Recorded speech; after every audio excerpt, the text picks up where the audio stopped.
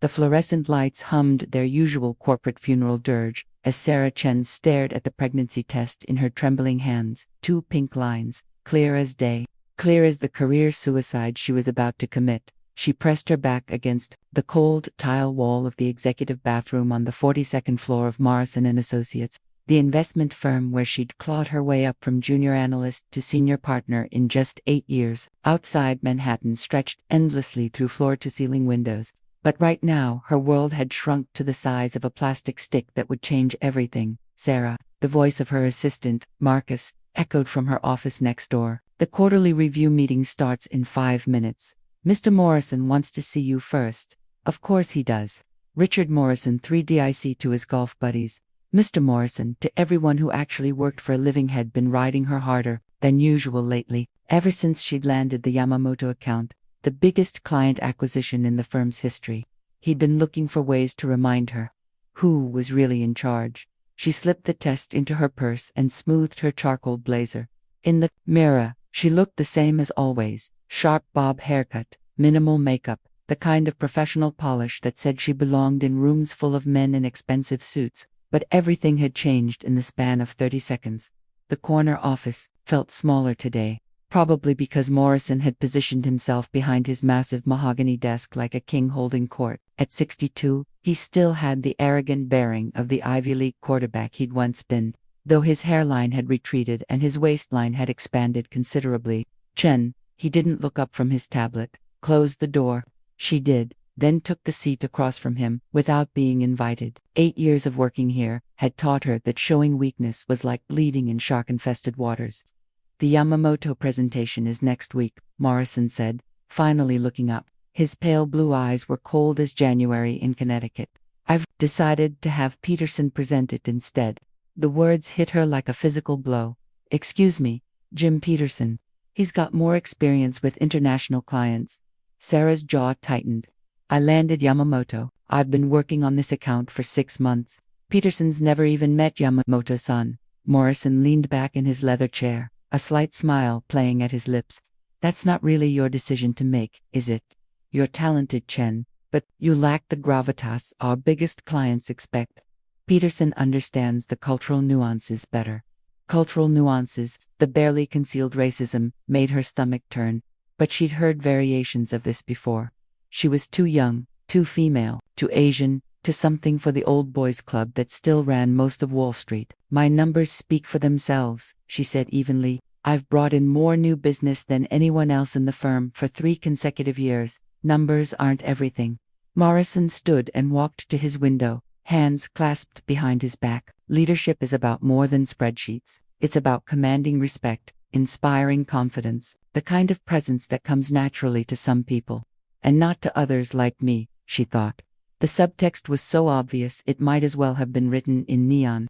I want you to support Peterson on this, Morrison continued. Show him you're a team player. Maybe in a few years, when you've matured a bit more, we can discuss bigger responsibilities. Sarah felt the familiar rage building in her chest, the same fury that had driven her to work 18-hour days, to sacrifice relationships and sleep and everything else that made life worth living. But now, with the pregnancy test burning a hole in her purse, the stakes had changed. Of course, Mr. Morrison, she said, her voice steady as granite. I'll support Jim however I can. He turned back to her, looking pleased with himself. Good, I knew you'd see reason. That's why you're going places in this company. Chen, you know when to fight and when to fall in line. She stood to leave, then paused at the door. Actually, there is one thing. I'll need to take some time off in the coming months. Personal matters. Morrison's expression shifted, like a cloud passing over the sun. What kind of personal matters? Family planning. The temperature in the room seemed to drop 10 degrees. Morrison's face went through several expressions: surprise, annoyance, then something that looked almost like disgust. You're pregnant. It wasn't a question, and Sarah didn't treat it like one. Yes. Morrison sank back into his chair, running a hand through his thinning hair. Jesus Christ. Chen, do you have any idea how this looks? I just spent the last 6 months telling the partners that you're partner material, and now you're going to disappear for God knows how long to play house. The casual cruelty of it took her breath away. It's called maternity leave. It's protected by federal law. Don't lecture me about the law, Morrison snapped. I know what the law says. I also know what reality looks like. You think clients are going to want to work with someone who might vanish at any moment because her baby has a runny nose. Sarah's hands clenched into fists at her sides. I'll be taking the standard 12 weeks, then I'll be back, and nothing will change. Morrison laughed, actually laughed. 12 weeks. That's adorable. You know what happens in 12 weeks in this business. Accounts get reassigned, relationships get transferred, momentum gets lost. You'll come back to find out the world moved on without you. Are you threatening my position? I'm explaining reality. Look, Chen, I like you. You're smart, you work hard, and you've got good instincts. But this business is about reliability, about being there when clients need you. You can't do that with a baby at home. The pregnancy test felt like it was radioactive in her purse. She'd known this conversation would be difficult, but she hadn't expected the naked hostility. I understand your concerns, she said carefully, but I'm confident I can balance both responsibilities. Morrison shook his head like she was a naive child. You say that now. Wait until you're getting 3 hours of sleep a night and the baby's crying and your husband's no help and you realize you can't just drop everything to fly to Tokyo for a client dinner. This job requires sacrifice, Chen. Real sacrifice. And frankly, I don't think you're prepared to make it anymore. The words hung in the air between them like poison gas. Sarah could feel 8 years of her life, 8 years of proving herself, crumbling around her feet. I've never given you any reason to doubt my commitment, she said quietly. Haven't you? Morrison pulled out his phone and started scrolling through something. Let's see. You left early last Thursday for a doctor's appointment. You were out sick 2 days last month. You declined the Jakarta assignment because of scheduling conflicts. Starting to see a pattern here. Each accusation was like a slap. The doctor's appointment had been for her annual physical. The sick days had been food poisoning from a client dinner. The Jakarta assignment had conflicted with her sister's wedding. Those were isolated incidents. Were they signs that your priorities are already shifting? Look, I'm not the bad guy here. I'm trying to help you understand what you're up against. This business doesn't wait for anyone. It doesn't care about your personal life. And the sooner you accept that, the better off you'll be. Morrison stood and walked around his desk, stopping just close enough to invade her personal space. I'm going to give you some advice, and you should take it seriously. Figure out what you really want, because if you think you can have it all, the corner office, the big accounts, the happy family, you're living in a fantasy. Something's going to give, and in my experience, it's usually the career. Sarah met his gaze and held it. I appreciate the advice. Good. Now, the quarterly review starts in 10 minutes. I want you to show everyone that you're still focused on what matters. Can you do that? Of course. Morrison nodded and returned to his desk. Oh, and Chen, this conversation stays between us for now. No need to worry the other partners unnecessarily. She left his office feeling like she'd been hit by a truck. The hallway stretched before her, filled with colleagues who had no idea that her world had just shifted on its axis. Marcus looked up as she passed his desk. How'd it go? Fine, she lied. Just fine. But as she sat in the quarterly review meeting, watching Jim Peterson mediocre, unreliable Jim Peterson present, strategies for the Yamamoto account that she'd developed, Sarah Chen began to plan her revenge. She just didn't know yet how far she'd have to go to get it. What do you think will happen next? Share your predictions in the comments below, and don't forget to subscribe for more thrilling stories. 3 months later, Sarah's pregnancy was showing enough that she'd switched to looser blazers and started working from home 2 days a week. She told herself it was to avoid the morning sickness, but really it was to avoid the looks, the pitying glances from female colleagues who'd been through the same corporate gauntlet, the calculating stares from male partners who were already writing her off. Morrison had been true to his word about making her life difficult. The Yamamoto account had been officially transferred to Peterson, who'd promptly scheduled the presentation for a day when Sarah would be at a prenatal appointment. Her other major accounts had been temporarily reassigned to help with her reduced workload. Even her office had been moved to a smaller space on the 39th floor, ostensibly to be closer to the research team she was now supporting.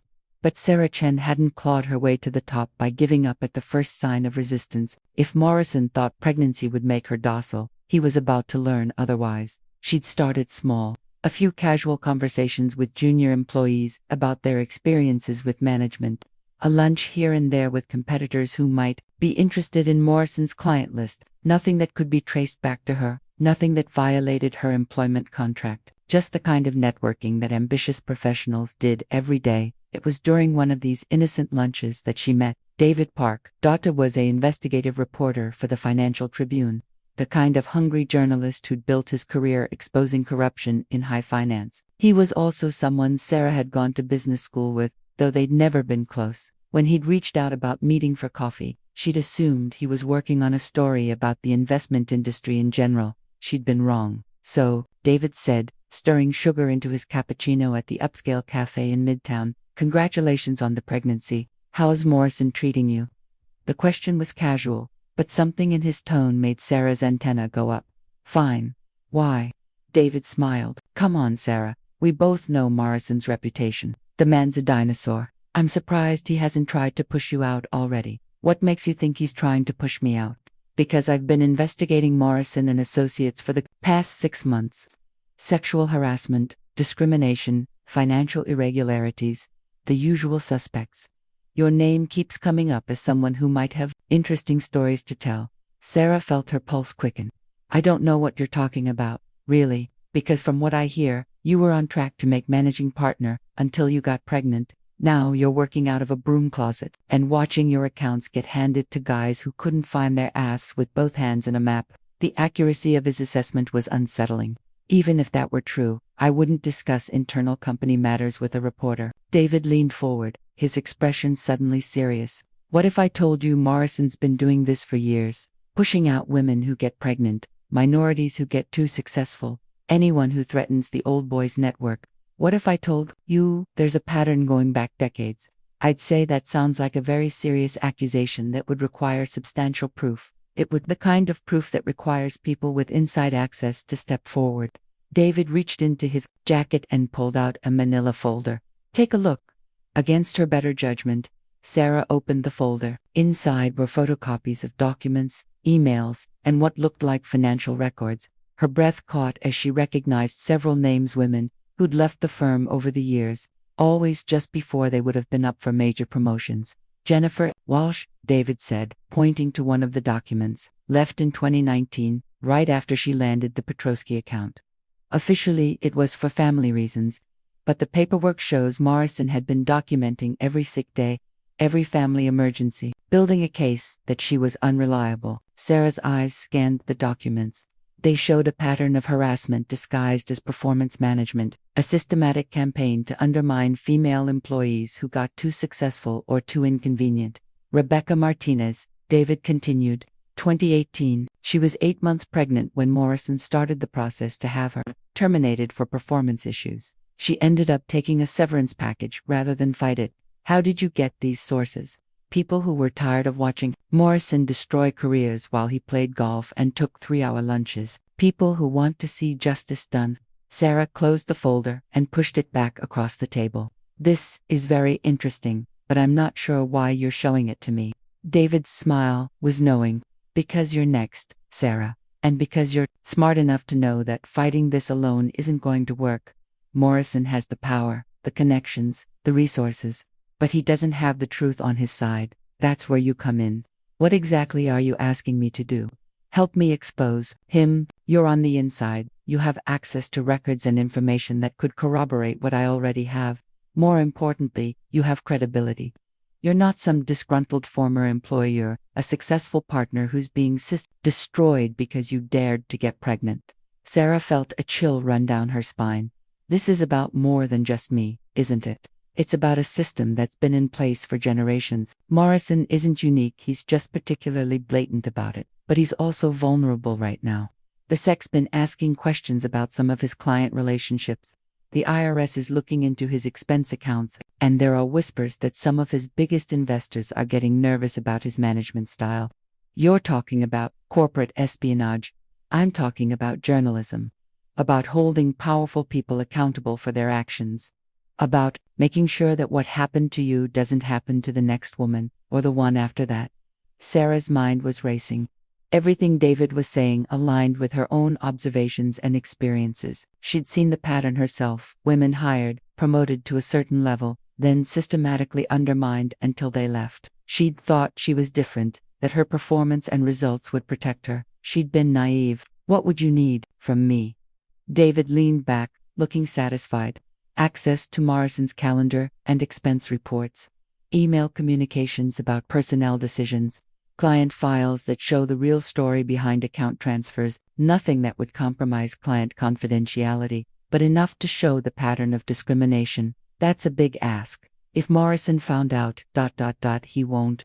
I'm very good at protecting my sources. And you're very good at covering your tracks. That's how you survived this long in that shark tank.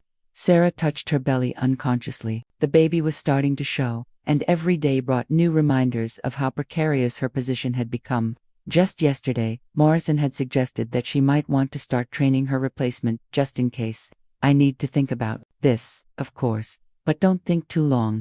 Morrison's already setting up your exit strategy. I'd give you maybe 6 weeks before he finds an excuse to put you on administrative leave for the safety of the baby or some other paternalistic bullshit. David stood and left a 20 on the table. My number's in the folder. When you're ready to fight back, call me. After he left, Sarah sat alone in the cafe, staring at the manila folder. She thought about Jennifer Walsh and Rebecca Martinez, and all the other women who'd been pushed out by men like Morrison. She thought about her daughter. The ultrasound had revealed it was a girl, and what kind of world she wanted her to inherit.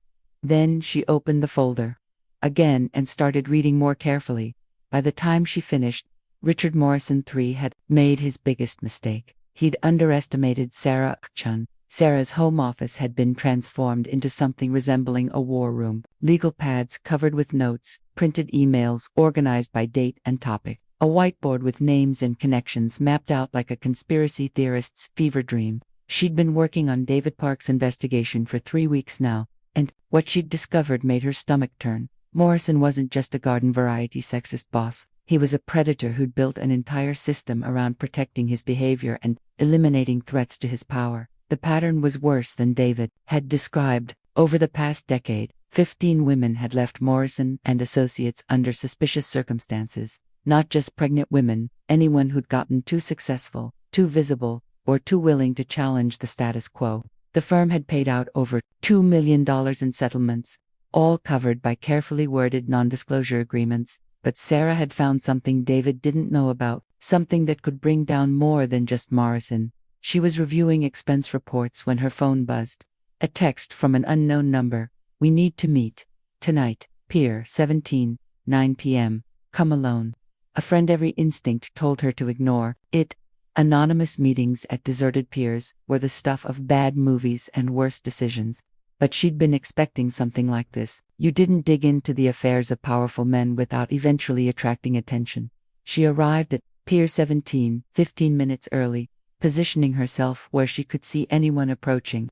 The South Street seaport was nearly empty at this hour, just a few late tourists and the occasional jogger. The city lights reflected off the East River like scattered diamonds. The woman who approached looked to be in her 50s, well-dressed but not flashy, someone who could blend into any corporate environment without being noticed. She sat down next to Sarah on the bench without introduction. You're making waves, the woman said quietly. I don't know what you mean. Sarah Chen, senior partner at Morrison & Associates, recently reassigned to research support. Pregnant, due in 4 months. Currently investigating her boss's financial records. Ring any bells? Sarah's blood ran cold. Who are you? Someone who's been watching Morrison for a long time. Someone who's very interested in seeing him get what he deserves. The woman turned to look at Sarah directly. My name is Carol Hughes. I used to work for the Sex Enforcement Division. I left 3 years ago. Let's just say I developed philosophical differences with my supervisors about how aggressively we should pursue certain cases. Carol's smile was bitter. Turns out there are some people who are too connected to touch, even when you have evidence of securities fraud. Morrison, among others, but he's special. He's been running a shell game for years, using client funds to cover his personal expenses, manipulating account performance to hide losses. Classic Ponzi scheme behavior. Just dressed up in expensive suits and fancy offices. Sarah felt like she'd been punched in the stomach. That's impossible. I review those accounts. I would have noticed, would you? When you only see the reports he wants you to see. When client meetings happen at his country club instead of the office. when the real books are kept in a separate system that only he has access to.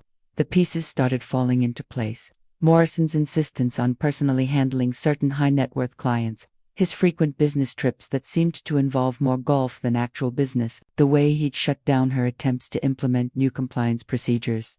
Why are you telling me this? Because you have something I need. Access to his calendar, his expense accounts, his client communications. And because you have the motivation to use it. Carol reached into her purse and pulled out a small device that looked like a USB drive. This is a keylogger. Plug it into Morrison's computer for 30 seconds and it'll capture everything he types. Passwords, emails, financial data, everything. Sarah stared at the device like it was a snake. That's illegal. So is embezzling client funds. So is securities fraud. So is discriminating against employees based on pregnancy status. Carol's voice was matter-of-fact. The question is, what are you willing to do to stop him? I could go to jail. You could, or Morrison could go to jail. And you could save the careers and retirement funds of dozens of people. Your choice. Sarah thought about her daughter, growing bigger every day. About the world she'd inherit if people like Morrison continued to operate with impunity. How do I know you're really who you say you are? Carol pulled out her phone and showed Sarah a photo herself shaking hands with the SEC chairman at some official function. Then another photo, this one of Morrison, at what looked like a casino, arm around a young woman who definitely wasn't his wife. I've been building a case against Morrison for 3 years. I have evidence of money laundering, tax evasion, securities fraud, and about a dozen other federal crimes, but I need something that definitively links him to the shell accounts. Something that shows he personally authorized the transfers. And you think that's on his computer? I know it is. I have a source inside his accounting firm, someone who's been watching Morrison cook the books for years and is finally ready to come forward. But we need corroborating evidence, something that shows Morrison's direct involvement. Sarah felt like she was standing on the edge of a cliff. Once she took the keylogger, there would be no going back. She'd be crossing a line from gathering information to actively participating in what was essentially a sting operation. What about David Park, the reporter I've been working with? Carol's expression darkened. Park's a good journalist, but this is bigger than a newspaper story. This is about putting Morrison in federal prison. About recovering millions of dollars that he's stolen from his clients. About making sure he never has the chance to destroy another woman's career. You've been watching me work with David. I've been watching everyone who's been digging into Morrison's affairs. It's my job to know who's on which side. Carol stood up. Think about it, Sarah. But don't think too long. Morrison's getting suspicious. My source says he's been asking questions about information security, about who has access to what. He's getting ready to cover his tracks. Carol started to walk away, then turned back. One more thing. Morrison's been having private meetings with the other partners about your situation. Word is he's planning to force you out before you give birth. Something about protecting the firm from potential liability. The words hit Sarah like a physical blow. How do you know that? Because I make it my business to know. Morrison's not just your enemy, Sarah. He's everyone's enemy. The question is, are you going to let him win? After Carol left, Sarah sat alone on the pier for another hour, watching the boats move slowly along the river. The keylogger felt like it weighed 1,000 pounds in her purse. By the time she got home, her decision was made. Richard Morrison had made it personal. Now she was going to return the favor. Getting access to Morrison's computer proved easier than Sarah had expected. The man's arrogance was his weakness. He'd never considered that someone might actually try to investigate him. His password was his birthday. His computer was never locked, and he routinely left his office door open during his frequent bathroom breaks. Sarah waited until he left for one of his infamous client lunches that everyone knew were really golf games at his country club. She had maybe 3 hours before he returned, reeking of scotch and cigar smoke, to check his emails and make a few token phone calls before heading home to his wife and their house in Connecticut. The keylogger slipped into the USB port like it belonged there. Sarah counted to 30, then removed it and slipped it back into her purse. If Carol was right, the device would now capture everything Morrison typed for the next 30 days. But Sarah wasn't content to wait. She'd noticed something during her weeks of investigation that neither David nor Carol had picked up on. Morrison's calendar showed regular meetings with someone listed only as RK, always at expensive restaurants. always charged to client development, always lasting exactly 4 hours. She'd cross-referenced the dates with Morrison's expense reports and found something interesting. On the days he met with RK, Morrison's expenses were always exactly 4 hours of golf at his country club, plus dinner and drinks for two. But the calendar showed lunch meetings. Morrison was literally playing golf while billing clients for business meetings. It was a small thing compared to the securities fraud Carol was investigating, but it was something Sarah could prove without breaking any laws, and more importantly, it was something that would resonate with the firm's other partners, who were obsessive about billing accuracy and client relations. She'd been documenting the pattern for 2 weeks, when Morrison made his next mistake. Chen, my office. Now.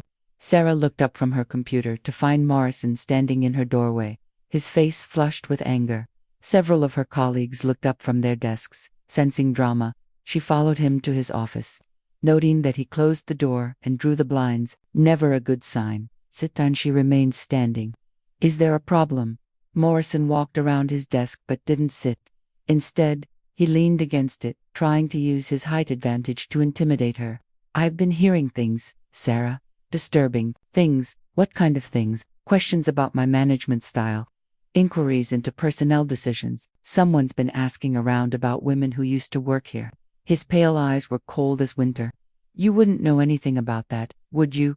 Sarah met his gaze steadily. I'm not sure what you're implying.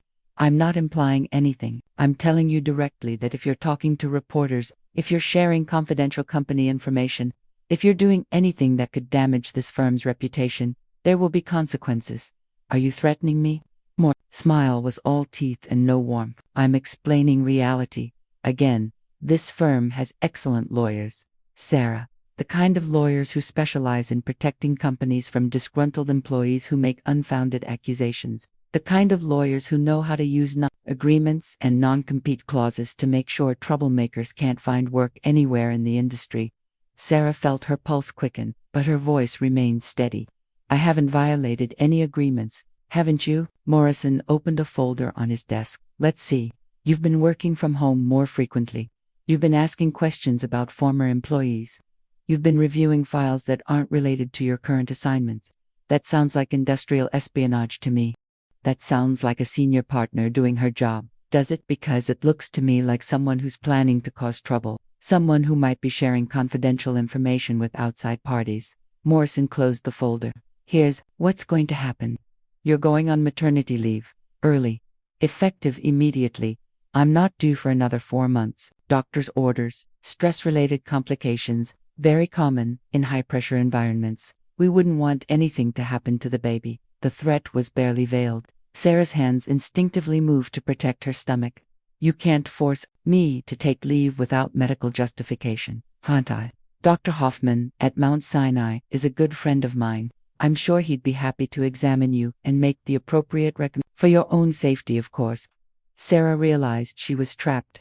Morrison had enough power and connections to make her life miserable in ways she hadn't even considered. But he'd also made a critical error. He'd just admitted to planning to force her onto medical leave without legitimate medical reasons.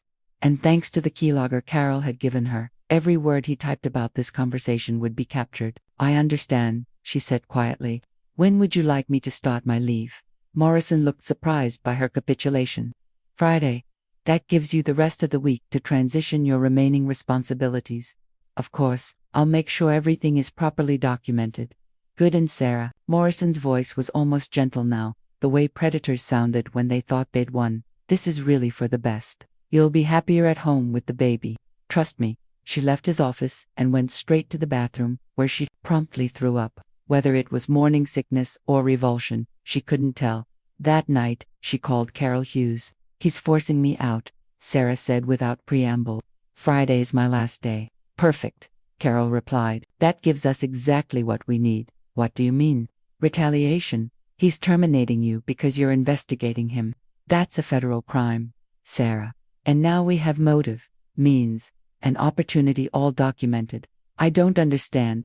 Morrison just handed us the final piece of the puzzle. We have evidence of his financial crimes, his pattern of discrimination, and now his attempts to cover it up by silencing witnesses. A federal prosecutor's dream case. Sarah felt a surge of hope for the first time in weeks. What happens now? Now, we spring the trap. I want you to act completely normal for the rest of the week. Don't give him any reason to suspect you're planning something. And on Friday, when you're clearing out your office, I want you to make sure you accidentally leave your computer logged in.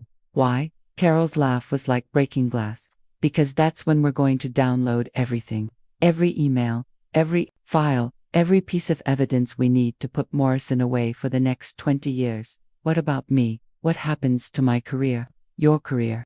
Carol's voice was suddenly serious. Sarah, when this is over, you're going to be a whistleblower who helped expose one of the biggest financial frauds in Wall Street history. You'll be able to write your own ticket anywhere you want to work. After she hung up, Sarah sat in her home office, surrounded by the evidence she'd been gathering for weeks. Tomorrow, she'd start her last week at Morrison & Associates. By the end of the week, she'd either be a hero or unemployable.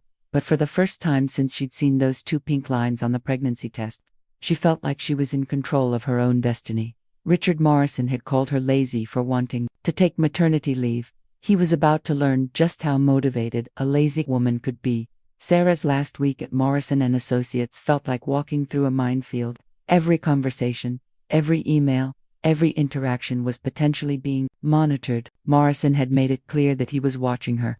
But she wasn't sure if he suspected the depth of her investigation. She played the part of the defeated employee perfectly, cleaned out her desk slowly, acted dejected about her forced leave, even let a few colleagues comfort her about the stress-related complications that were forcing her early departure, all while carefully documenting every interaction and gathering the final pieces of evidence she needed. The keylogger had been a goldmine. Morrison's computer habits were sloppy. He used the same password for everything, never logged out of his accounts, and kept digital copies of documents that should have been destroyed years ago. Carol had been right about the shell accounts. Morrison had been skimming client funds for over a decade, using a complex network of offshore accounts and shell companies to hide the money. But Sarah had found something even more damaging: Morrison's real golf schedule.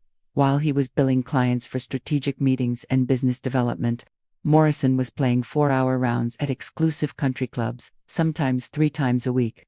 His calendar showed client meetings with people who didn't exist. His expense reports documented business dinners that were actually solo golf outings. Over the past year alone, he'd billed nearly $200,000 in fake client meetings. Over his career, the number was probably in the millions. It was fraud, plain and simple, and it was documented in his own handwriting, in his own calendar, in his own expense reports. On Thursday afternoon, David Park called. "I've been working on the story," he said, "following up on some of the leads you gave me. Sarah, this is bigger than we thought." "What do you mean?" "Morrison's not just discriminating against women. He's been systematically looting the company. I've talked to 3 former employees who say he's been billing personal expenses as business costs for years. Golf trips, family vacations, even his kids' college tuition." Sarah felt a chill. "How much are we talking about?" "Millions, maybe tens of millions. And that's just what I can prove. The real number is probably much higher." "When are you publishing?" "Monday. I wanted to give you a heads up because Morrison's going to know the information came from you. Are you prepared for that?" Sarah thought about her daughter, about the world she wanted her to grow up in. "I'm ready." "Good. Because this is going to be huge. Financial fraud, discrimination, tax evasion. Morrison's going to prison, and the firm's going to be in serious trouble. You might want to start looking for a new job." After she hung up, Sarah realized she wasn't scared anymore. The fear had been replaced by something else: anticipation. Morrison had spent months making her feel powerless, threatening her career, undermining her confidence. Now it was her turn. Friday morning arrived with unseasonable warmth for October. Sarah dressed carefully, a navy dress that accommodated her growing belly, comfortable shoes, minimal jewelry. She wanted to look professional but not threatening. Just another pregnant woman cleaning out her desk. Morrison was already in his office when she arrived, probably preparing for whatever fake client meeting he had scheduled for the afternoon. She could see him through his glass walls, talking animatedly on the phone, gesturing with his free hand, like he was conducting an orchestra. By noon, Sarah had packed most of her personal belongings into a small cardboard box. Photos of her family, a few books, the coffee mug her sister had given her when she made partner. 8 years of her life, reduced to items that could fit in a box that once held printer paper. Marcus helped her carry the box down to her car, his eyes sympathetic. "This is bullshit, Sarah. Everyone knows you're the best partner this firm has." "Thanks, Marcus. That means a lot. What are you going to do now?" Sarah looked back up at the gleaming tower that had been her second home for nearly a decade. "I'm going to take care of my family. And maybe write a book about my experiences here." Marcus laughed. "That would be something. The real story of Morrison and Associates. I'd buy 10 copies. I'll keep that in mind." As she drove away from the office for the last time, Sarah felt a mixture of sadness and relief. But mostly, she felt anticipation. Because in exactly 72 hours, Richard Morrison's world was going to explode. Monday morning, Sarah woke up to 17 missed calls and 43 text messages. The Financial Tribune had published David Park's exposé, Aid Lowen, and the business world was already reacting. The headline was perfect. Morrison and Associates CEO stole millions while discriminating against pregnant employees. The article was devastating. David had connected all the dots: the pattern of discrimination, the financial fraud, the fake client meetings, even the shell companies Morrison had used to hide stolen funds. But the piece de resistance was the sidebar. CEOs, $200,000 golf tab, how Richard Morrison billed clients for tea time. Sarah's phone buzzed. "Carol Hughes. Have you seen the news?" "I'm reading it now. The FBI raided Morrison's office an hour ago, seized his computers, his files, everything. The SEC is freezing his assets, and 3 more women have already come forward with discrimination complaints." Sarah felt a surge of vindication so strong it made her dizzy. What about the other partners? They're lawyering up fast. Word is they're going to cooperate fully with the investigation. Nobody wants to go down with Morrison's ship. And Morrison? Carol's laugh was sharp. "Oh, he's not taking it well. Apparently he spent the morning screaming at his lawyers about industrial espionage and corporate sabotage. He knows someone on the inside fed information to the press. Does he know it was me? He suspects, but he can't prove anything. And frankly, it doesn't matter. The evidence speaks for itself." Sarah hung up and continued reading the article. David had done excellent work, weaving together financial records, employee testimonies, and documented evidence into a narrative that was both compelling and damning. The golf course billing scandal was almost a footnote compared to the larger story of systematic fraud and discrimination, but it was the detail that would stick in people's minds. The image of Morrison playing golf while his pregnant employees worried about their careers was perfect tabloid material. Her phone rang again. This time it was a number she didn't recognize. Sarah Chen. "Yes, this is Jennifer Walsh. I used to work at Morrison and Associates. I left in 2019. Sarah's breath caught.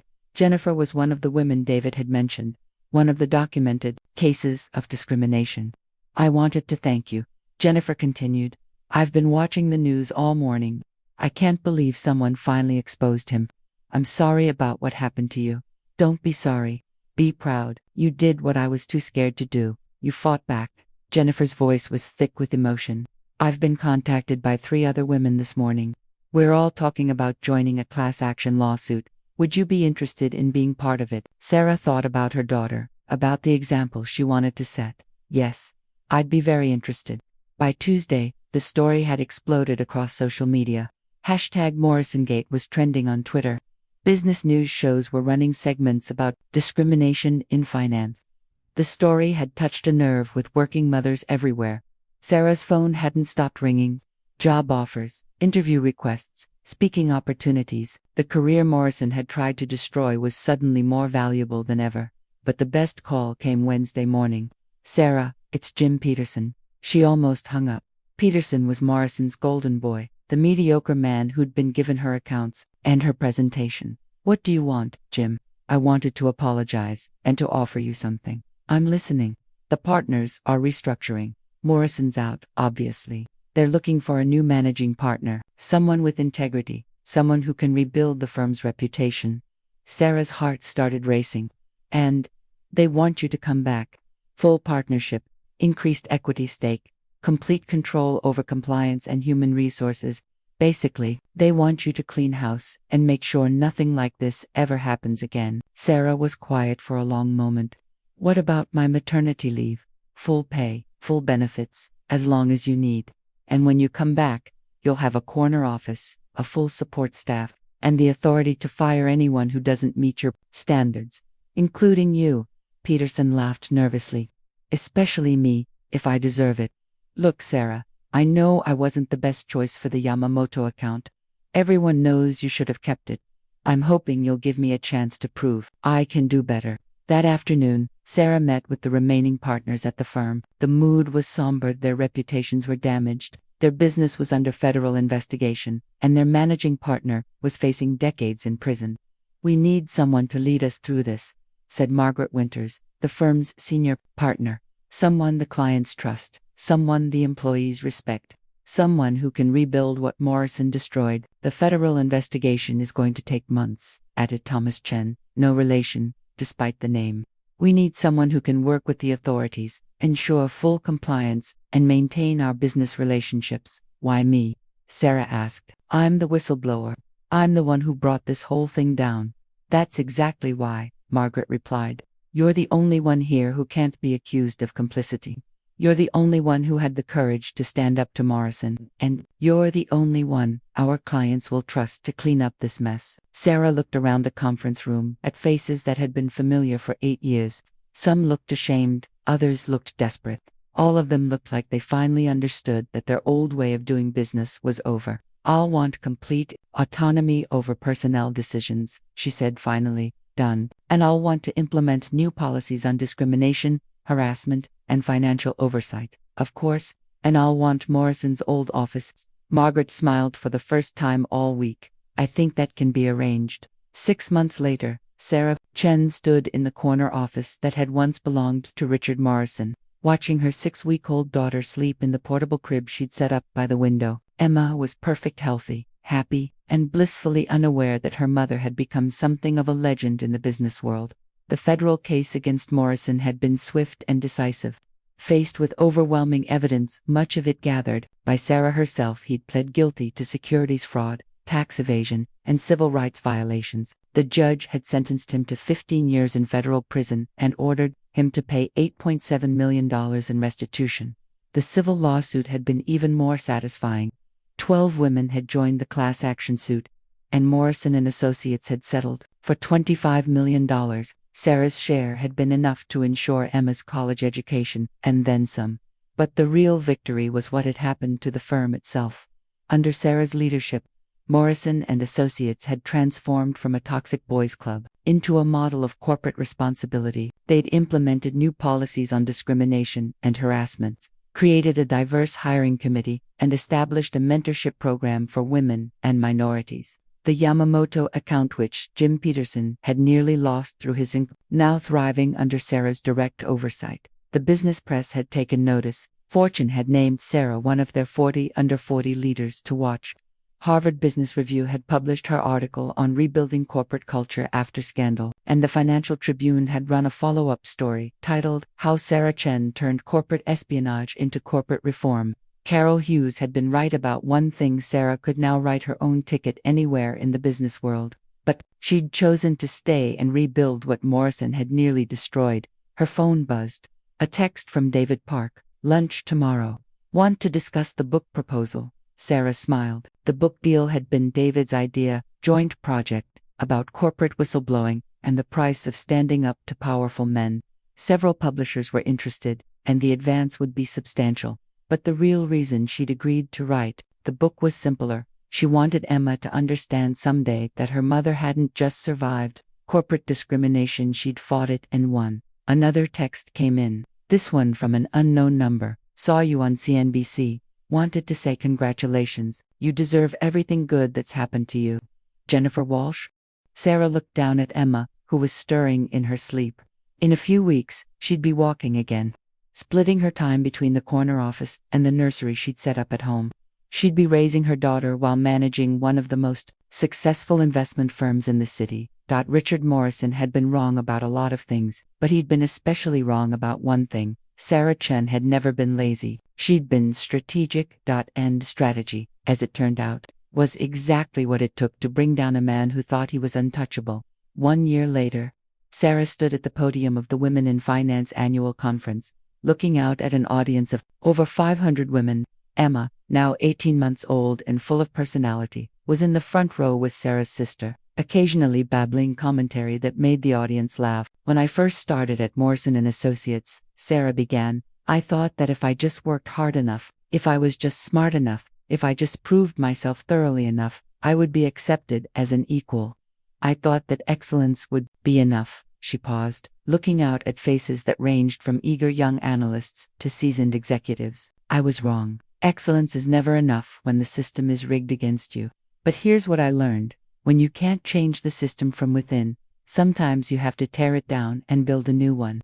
The applause was thunderous. Richard Morrison thought he could intimidate me into silence. He thought pregnancy would make me weak, that motherhood would make me compliant. He was wrong about that too. Becoming a mother didn't make me less ambitious. It made me more determined to create a world where my daughter wouldn't have to fight the battles I fought. In the front row, Emma clapped her hands, not understanding the words but responding to the energy in the room. Morrison and Associates is now run by women and minorities. We've increased our female partnership by 400% and our revenue by 60%. We've implemented policies that other firms are copying. And we've proven that diversity isn't just the right thing to do, it's profitable. More applause. But the real victory isn't what happened to Morrison, or what happened to me.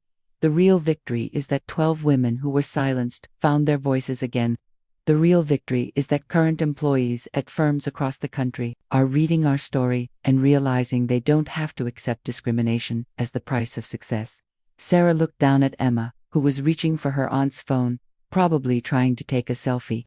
My daughter will grow up in a world where she can be anything she wants to be, where pregnancy isn't a career killer, where standing up to bullies isn't career suicide. That's the world we're building, one lawsuit at a time, one policy change at a time, one story at a time. She paused, thinking about Morrison in his federal prison cell, about the other women who'd found the courage to speak up, about the junior associates at her firm who would never have to face what she'd faced. Morrison called me lazy for wanting to take maternity leave. As it turns out, exposing massive corporate fraud while pregnant and rebuilding an entire company culture while raising a baby is the opposite of lazy. It's revolutionary. The standing ovation lasted for 5 minutes. Later, at the reception, Sarah was surrounded by women wanting to share their own stories, ask for advice, or simply thank her for showing them what was possible. But her favorite conversation was with a young analyst from a competing firm. I'm pregnant, the woman whispered. 6 weeks.